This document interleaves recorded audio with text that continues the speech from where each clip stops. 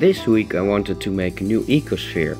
However, well, I think the footage is pretty self-explanatory. So instead we will be taking a look at the always interesting native eternal terrarium. Over the course of the past 2 weeks a crazy big amount of mold started to grow. Which is nice because now there is still life in the jar. And I think it looks quite nice as well. Mold is generally not great for plant development, but since there aren't really any plants left, it doesn't really harm anything.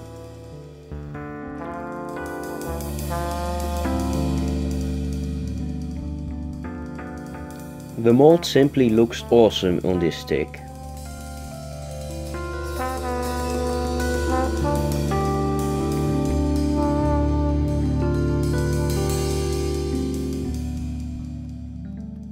It's pretty interesting that there doesn't seem to be any mold growing on the piece of bark. I don't know why that doesn't happen.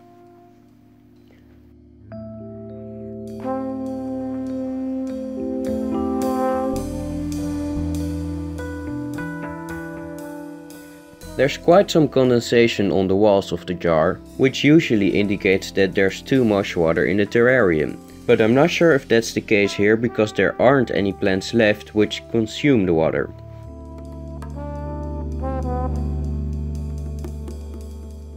There's one plant in there that looks like it might still be okay. I don't know how all this mold will affect the snail and the slug which are in the jar, but I can finally confirm that this centipede is dead.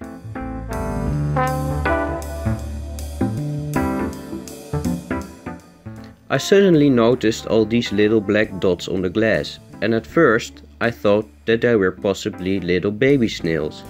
But then I realized that that wasn't really smart of me to think, because baby snails are generally really light and almost transparent. And because the snail in this terrarium doesn't look like it has reached maturity yet. They may be some sort of small mite or other little critter. I have no idea. If you do have an idea, feel free to post it in the comments. I didn't plan to do this many updates on this terrarium, but there's simply a lot going on. There's always things changing, and about every 2 weeks the scenery has completely changed.